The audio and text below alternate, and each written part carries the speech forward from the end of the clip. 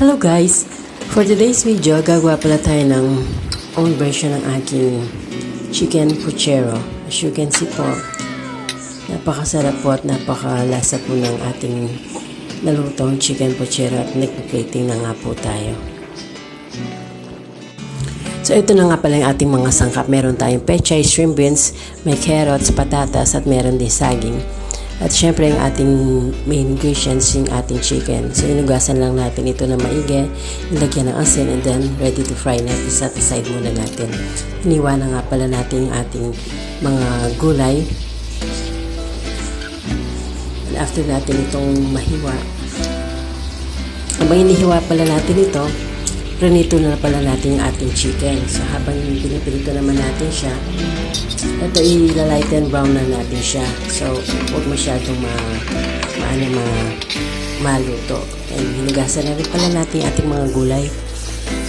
Ito na nga, makahugas po natin mabuti lalo na yung pechay kasi may mga buha-buha yan.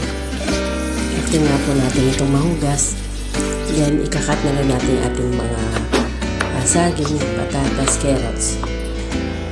And then, hinay na rin natin yung ating saging, kasama na rin ng carrots at patatas.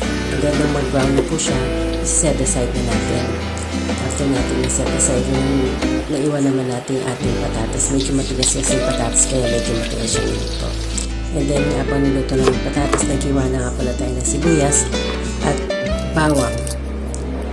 So, after natin itong mahiwa, sinet aside na rin natin yung ating patatas at carrots.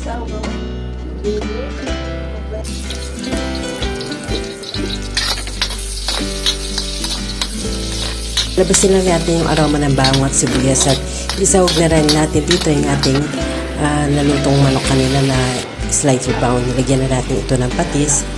Pakuluan ng konti, halu-haluin. And then lagyan natin ito ng paminta. After natin ito malagyan ng paminta, halu-haluin. And then pakuluan lang ng konti.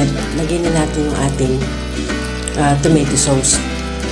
Nasa sa inyo po kung sa dami ng tomato sauce ang gusto niyo. Kung gusto niyo mako yun, damihan niyo po. Kung sa akin, maliit lang po na tomato sauce na nilagay ko at nilagyan na rin natin ng tubig.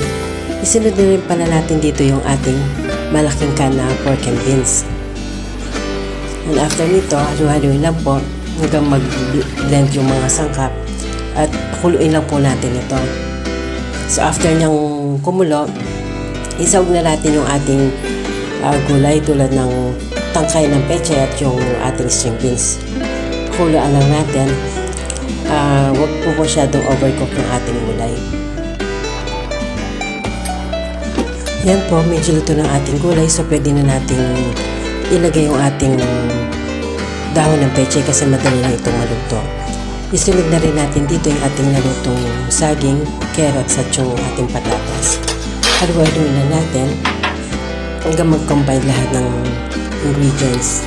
Sangkapan na rin pala natin ito kung gusto nyo lagyan ng patis, kung matabang, or asin. Sa akin po nilagyan ko siya ng magic sarap para added flavor na rin po. Kahit hindi nyo nalagyan ng asuka kasi medyo matamis na yung ating pork and beans.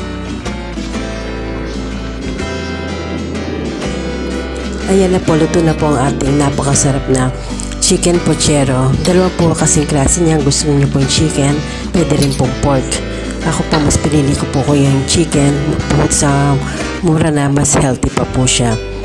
At ito na nga po, nagpe-plating na tayo. Sana nagustuhan niyo po ang ating recipe. Kung nagustuhan niyo po, please paki-like, follow, and share na rin po. Thanks for watching everyone.